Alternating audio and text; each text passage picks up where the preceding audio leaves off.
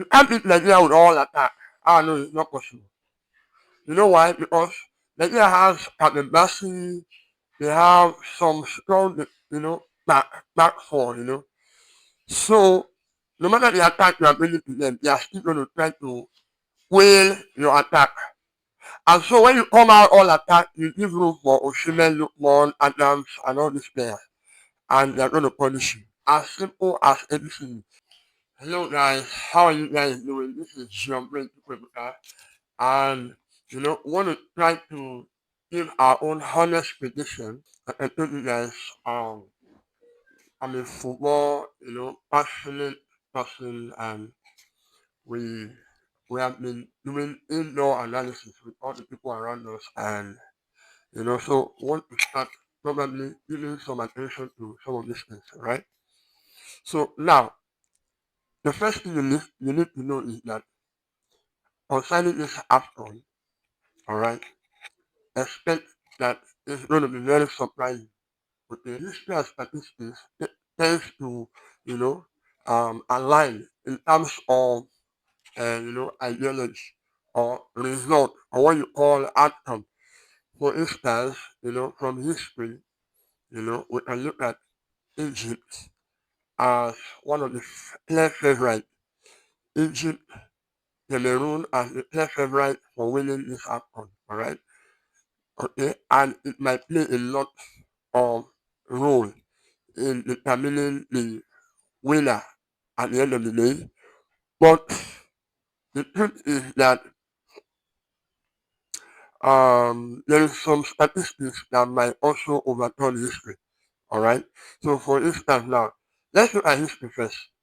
So how does history um ensures or steer up winner? How does history affect the winner or the total outcome of this Afcon?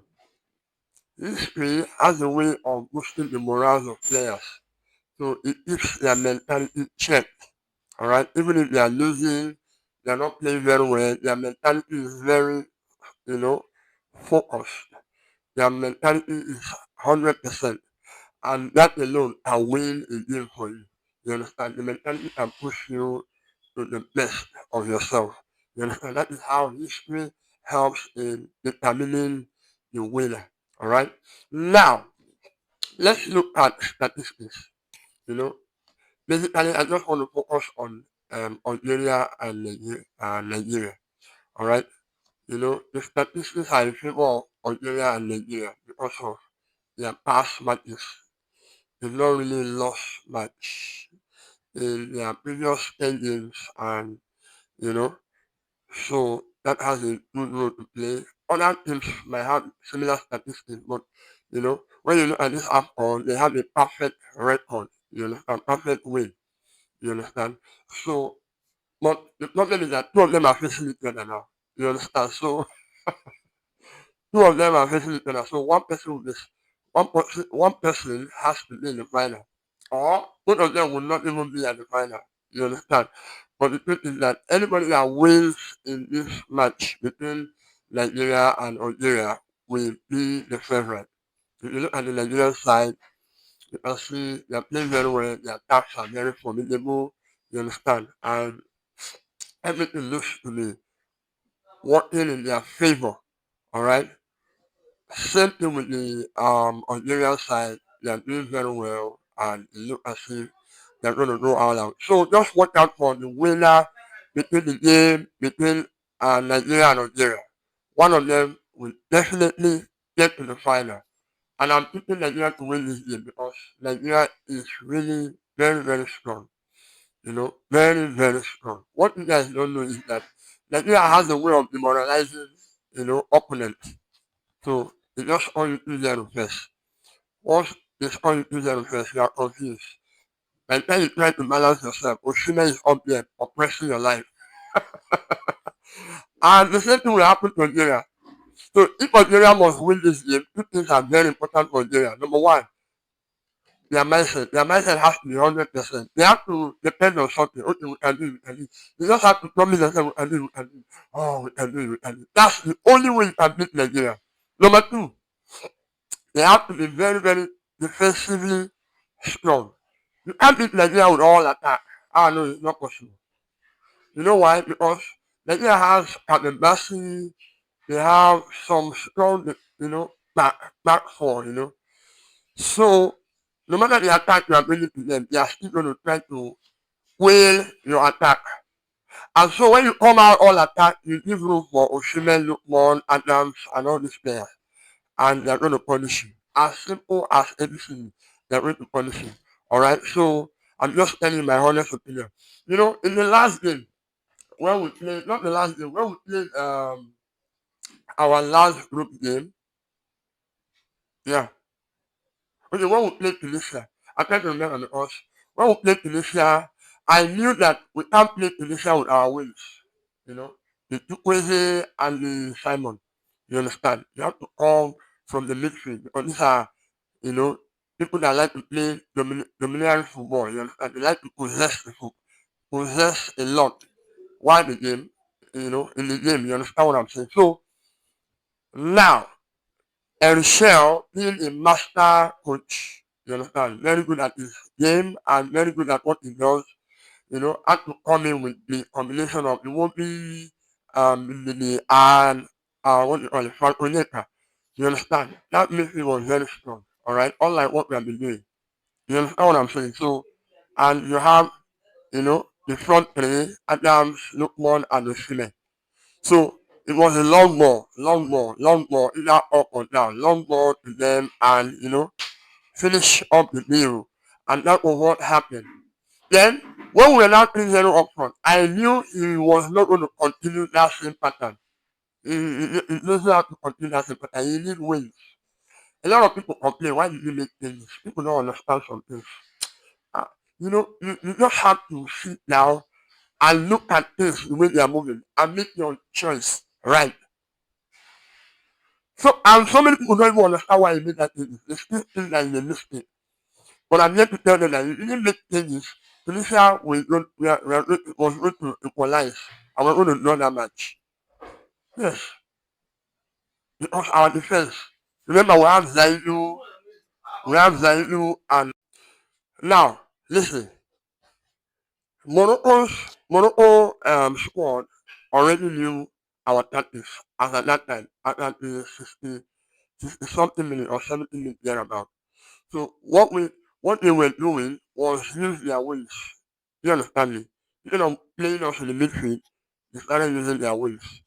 So they gave the midfield for us. So all their ball were wings, long ball wings and all that. You understand what I'm saying? So they were already pressing us. Alright? So the ball was already going past Onyeka, past Lily, and past Iwobi.